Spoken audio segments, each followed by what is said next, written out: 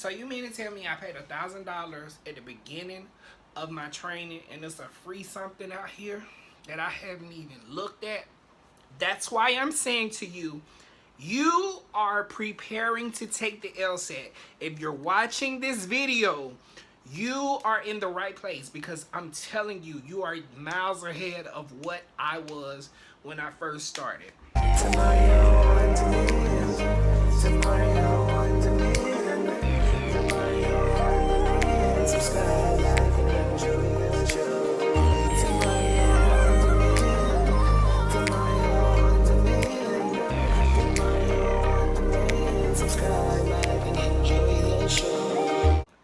So you want to go to law school. Well, there's just one thing in your way. Well, you know what? It's probably like 40 things in your way. The biggest hurdle you'll have to climb to get into law school is the LSAT. And I will tell you, the biggest part about the LSAT is preparing for the LSAT. Okay? So a little bit about me. I decided I was going to law school in January of 2019, and I said, oh, you have to take an entrance exam? Oh, cool. Well, I mean, that should be cool because, you know, I'm qualified to be a lawyer because all of my life, everyone has told me, you should be a lawyer. Oh my God, you'll be perfect as a lawyer. You think just like a lawyer. So in my naive mind, an entrance exam to become a lawyer, I should ace with flying colors. Wrong. You know what? It is what it is. I'm going to take the test one time. If I pass the test, then I'm going to law school. If I don't pass the test, then I'm not going to law school. It is what it is. I downloaded the 2007 LSAT. It's pretty much like the litmus test for the LSAT. And you're supposed to do it in the conditions that you would do it on the day of. Y'all, I was on the side of my bed, on my knees, on the floor, taking the test. So you already know, like, those weren't the conditions that would happen on test day. So the test is about 5 hours, and I am switching between on my knees on the bed writing and getting on the bed hugged down. The bed was my desk, and I have ADHD, so about around hour number 3, section number 3, my mind was just like, you know what, let's go ahead and E your way out of this. Just E. When I finally get done, I have the worst headache I've had in forever. I've been out of school for 10 years, but I probably haven't had to use my mind like this since like the 8th grade. I'm serious. It's really like a mental Olympics. My mind was hurting so bad. But once I finally got done, I was checking through my scores, check. Well, I shouldn't say check. X. Y'all, I was so happy when I got a 126. A 126, y'all. 126 out of 180. I'm like, yo, this is crazy. 126. I'm the next Annalise Keaton. Like, this is crazy. I got a 126. I go to look at the scale. The scale is 120 to 180. And I done got a 126. So, I pretty much got 6 questions right out of 100 questions. And my head is hurting. And I'm like, oh, okay. So, I had to go back to the drawing board. And a couple of years before, I sold insurance, and this company that I got licensed through, they just so happened to do the LSAT too. So I was like, oh, I know this company, so I should probably pay the $1,000 and get them to tutor me. From February to June the 3rd.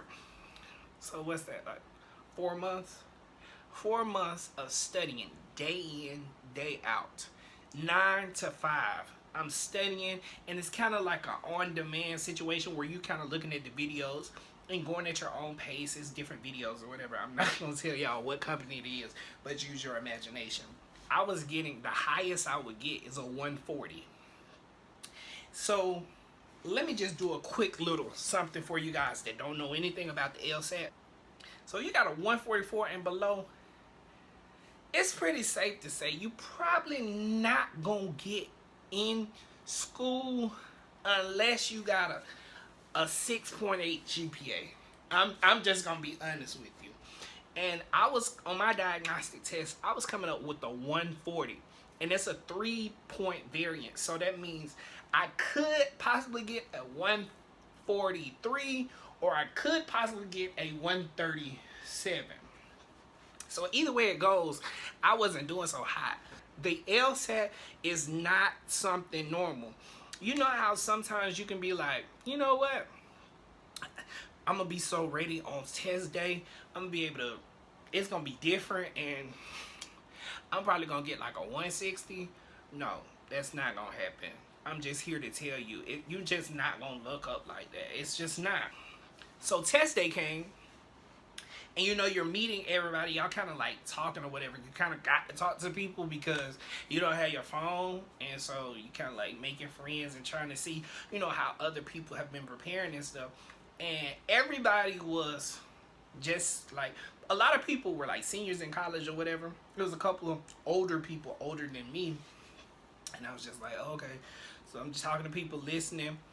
And people are like, yeah, I tested at a 167, but I want to get a 170. I'm like, and they're like, oh yeah, I used Khan Academy. It was free. And I'm like, who? What? So you mean to tell me I paid $1,000 at the beginning of my training and it's a free something out here that I haven't even looked at? That's why I'm saying to you, you are preparing to take the LSAT. If you're watching this video, you are in the right place because I'm telling you, you are miles ahead of what I was when I first started. When I found out there were free resources on the day of the test, I felt like I really did not prepare. I wasn't prepared. I really was not prepared. No matter how many hours I spent cramming, studying those 4 months, I didn't really do my research. And that's the first thing you need to do with taking this test. You need to treat this test as if though it's a job opportunity and you want to find out every single thing you can about the job before you apply. I would say that. So I got my test scores back on my birthday. My 31st birthday, I got my test scores back. And I'm just being honest with y'all. I got a 138. A 138. Y'all, with a 138, you pretty much are like, in law school terms, brain dead. Okay? And I'm being honest with y'all. I'm being 110% honest with you because I want y'all to be prepared. And sometimes bought sense is the best sense. And I paid for that, okay? I'm just giving it to y'all. Like and subscribe to the channel though, for real. So at this time, I have gotten possibly what I feel is the worst score. I've applied to 4 schools at the time. And this is the thing about mothers. Mothers will have you thinking that you literally can jump off of a building and survive. And my mama was like, you should go and apply because you just never know what God got in store for you. Ma, I'm pretty sure that God don't have these schools in store for me with no 138. Them schools rejected me in like 3 days. Over the one school rejected me over the weekend. I'm like, God, dog. Needless to say, I went back to the drawing board. Now listen, you remember in the beginning I said, if I pass, I'm going to law school. If I don't pass, I'm not going to law school. But here is the thing about the LSAT, and here is the thing of if you know you are supposed to be in law school. The LSAT is made to weed out people that are not prepared. The LSAT is made to weed out people that cannot handle defeat. Okay? If I had done what I said I would do in the beginning, I would have stopped there. But here's the thing. People have told me all my life, you're supposed to be a lawyer. And I can't let them people down.